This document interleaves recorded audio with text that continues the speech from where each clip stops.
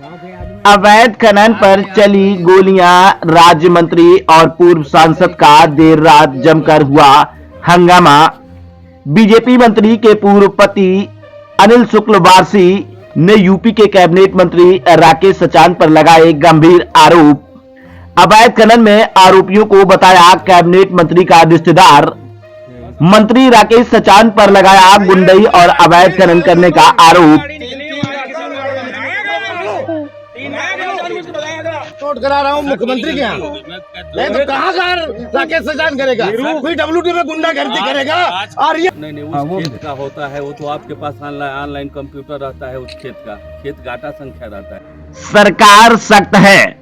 तस्वीरें देर रात जंगल में खड़ी उत्तर प्रदेश सरकार की मंत्री मौजूदगी बता रही है कि अवैध मिट्टी के खनन में चली जंगल में 3 राउंड गोलियां। अवैध मिट्टी के माफियाओं का देर रात बरपा ग्रामीणों पर कहर। सूचना पर पहुंची मदद को यूपी सरकार की प्रतिभा शुक्ला और उनके पति पूर्व सांसद अनिल शुक्ल वारसी। अपनी ही सरकार में दरोगा से लेकर खनिज अधिकारियों तक बताई जा रही संलिप्तता। जानकारी के मुताबिक देर रात जंगलों में चारों ओर पुलिस और लोगों की भीड़ के साथ हर तरफ जगमगाती अधिकारियों की बत्ती दिखाई दे रही है, घटना की ओर एक इशारा कर रही है। वहीं इस भीड़ में उत्तर प्रदेश की राज्य मंत्री प्रतिभा शुक्ला और उनके पति पूर्व सांसद अनिल शुक्ल वारसी अपने स्क्वाड के साथ जंगलों में खड़े दिखाई दे रहे हैं। मामला कुछ समझा जा सके उससे पहले ही मंत्री और उनके पति पूर्व सांसद के जोर जोर से अधिकारियों की क्लास लगाना शुरू कर दिया।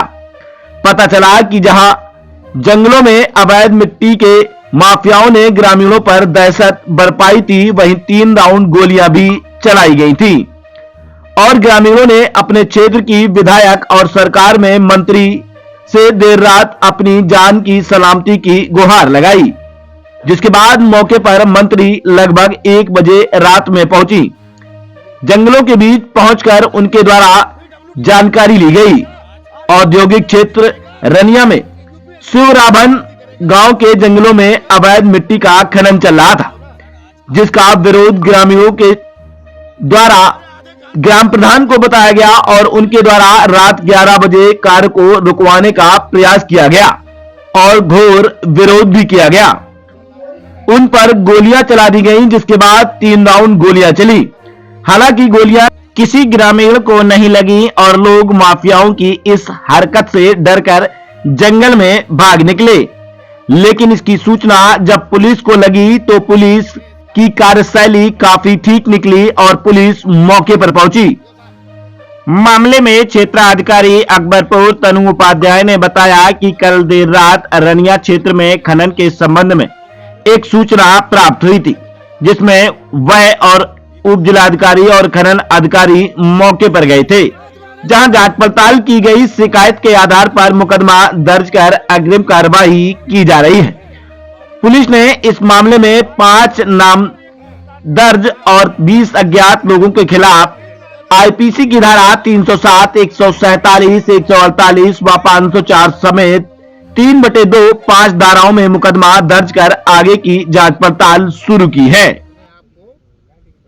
वहीं इस मामले में राज्य मंत्री प्रतिभा शुक्ला का कहना है कि उनके द्वारा इस बाबत मुख्यमंत्री योगी आदित्यनाथ से भी बात की जाएगी और मामले में संज्ञान दिलाया जाएगा। वहीं उनके पति अनिल शुक्ल वारसी ने अपने ही पार्टी के कैबिनेट मंत्री राकेश सचान को गुंडा की पदवी भी दे डाली और चीख चीख कर उन्हें गुंडा की पदवी देते रहे।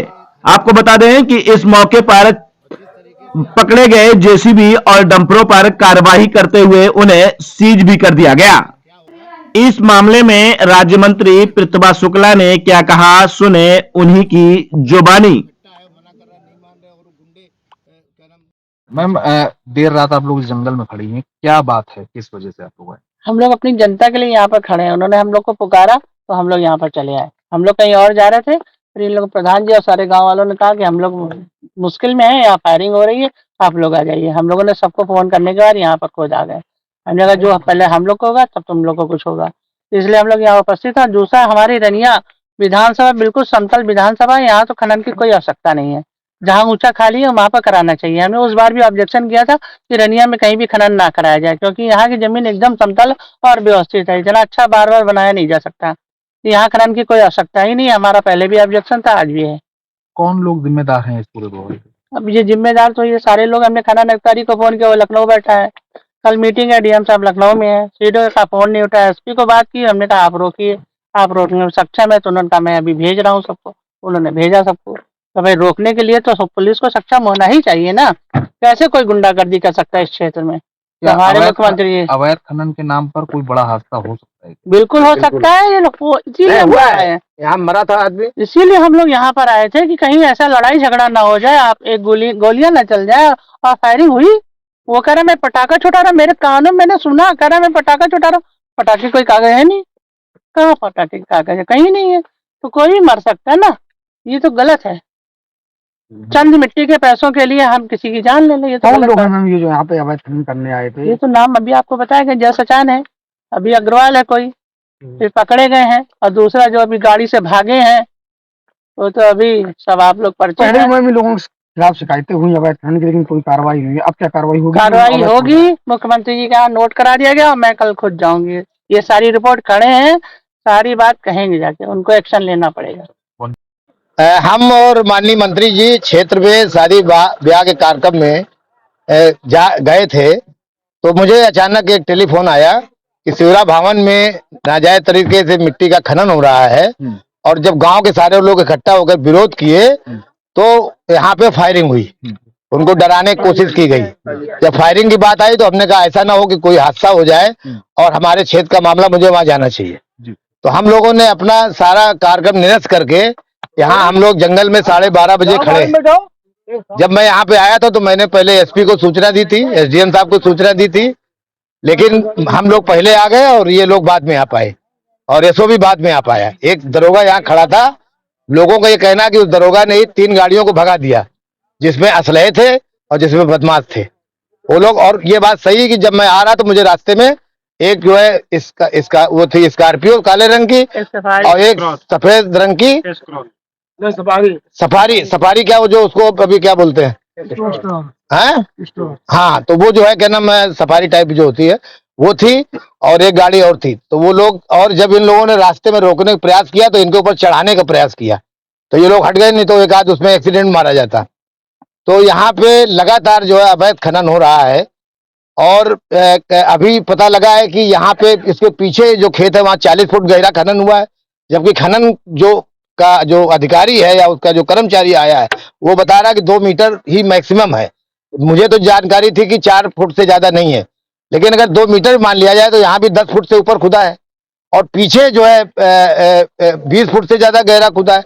और अभी नहर पटरी पे सारी खुदाई कर डाली, उसमें नहर के लोगों ने FIR भी कराई है, एप्लीकेशन भी दिया है। अगर जिम्मेदारी माने तो लेकिन मैं ये कहना चाहता हूँ कि जो लोगों के नाम पे परमिशन हो रहा है वही लोग तो अवैध खनन कर रहे हैं। अवैध खनन करने कोई तो और नहीं आएगा। और अब चूंकि वहां पे वो आइडेंटिफाई नहीं होता, किसी ने फोटो नहीं लिया होता है, कुछ नहीं होता है, तो वो आसानी से अधिकारी उनको बचा देते हैं। जबकि नियम ये है कि अगर हमने आमतौर पे देखा है पुलिस में कि अगर कोई चोर पकड़ा जाता है और अगर फिर दोबारा कहीं चोरी हो जाए सबसे पहले उसी को इंस्ट्रक्शन किया जाता है, उससे पूछताछ की जाती है कि तुमने जो है चोरी दोबारा किया है तुम पे। तो जब यहाँ पे खनन के काम ये लोग कर रहे हैं तो यही अवैध खनन कर रहे हैं। तो उस अवैध खनन की नाप करके और जो उस पर पेनाल्टी बनती है उस पर इनको इम्पोज करना चाहिए। वो अपनी सफाई दें कि मैंने नहीं किया है। तो अधिकारी ये ओनर साहब प्रूफ तो उनपे है ना कि वो सफाई दें कि मैंने नहीं किया है। और हमारी जवाबदेही यहाँ की जनता के लिए, अगर हम रात में जो है क्या नाम अपने आदमियों को नहीं बचाएंगे, हमारे कुछ लोग हताहत हो जाएंगे, तो फिर ऐसी राजनीति करने का मतलब क्या हुआ भाई? क्यों मैं why should I be MLA of this area, I should जो है लीव इट।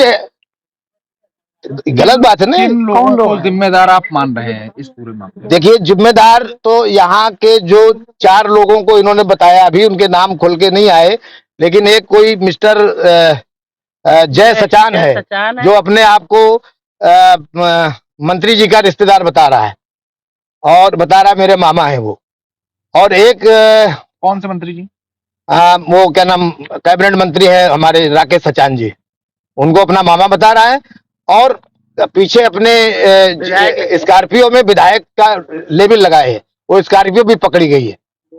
और इसके अलावा तो और 3 लड़के पकड़े गए वो भी हैं, और एक क्या नाम है तीनों के? कोई सरल सिंह है, जय सचान, और एक अग्रवाल, वीर अग्रवाल, और एक कोई और है। 4 लोग हैं। किस तरीके की कार्रवाई सरकार में होगी?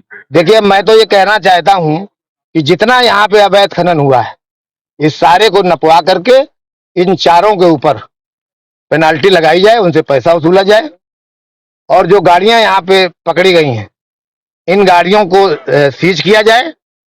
और डीएम साहब से कहेंगे कि जिस तरीके से कानपुर नगर में डीएम अय्यर साहब जब थे, उन्होंने बिधनु क्षेत्र में जो अवैध खनन हुआ था, उससे उन्होंने तंग आकर के 25 लाख रुपया जो है जेसीबी पे लगाया था पेनाल्टी, और 5-5 लाख डंपर पे लगाया था, और 5 लाख रुपया जो खेत का मालिक था उसके ऊपर लगाया था। एडमिनिस्ट्रेशन की अगर हम बात करें तो जिम्मेदारी एडमिनिस्ट्रेशन की कितनी है इस पूरे में? एडमिनिस्ट्रेशन की पूरी जिम्मेदारी, और सबसे बड़ी जिम्मेदारी यहाँ के खनन अधिकारी की है।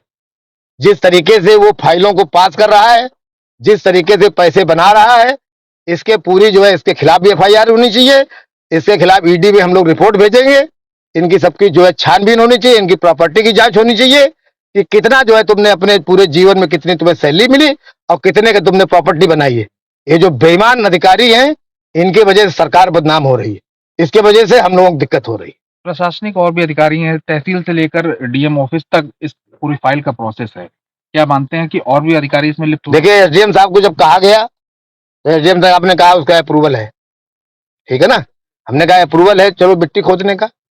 वैसे तो अब ये बता रहे कि नहीं, रात में नहीं खनन की मनाही है, लेकिन मेरे हिसाब से कि mining in the night is not allowed, ठीक है ना। You can do it in the day light, as soon as the sun comes you may start it, and as soon as it sets you have to close the mining. You can not do mining in the night. ठीक है। तो ये जो ये बता रहे, तो ये भाई बेहतर एसडीएम साहब को पता होगा कि कहते हैं मुझे तो नहीं पता है, तो रात में भी होती है अकॉर्डिंग टू रूल। और इसके बाद जब मैंने कहा, खैर वो यहाँ पे आए, उनकी बहुत वो है, लेकिन काफी लेट आए, विलम्ब से आए। अगर यहाँ कोई मर गया होता तो दिक्कत होती। बीती रात थाना रनिया में खनन के संबंध में एक सूचना प्राप्त हुई थी, जिस पर मैं, एसडीएम और खनन विभाग के अधिकारी मौके पर पहुंचे थे। हमारे द्वारा संयुक्त रूप से वहां पर जांच पड़ताल की गई थी एवं शिकायत के आधार पर उचित धाराओं पर मुकदमा पंजीकृत कर लिया गया है एवं अग्रेतर विधिक कार्रवाई की जा रही है।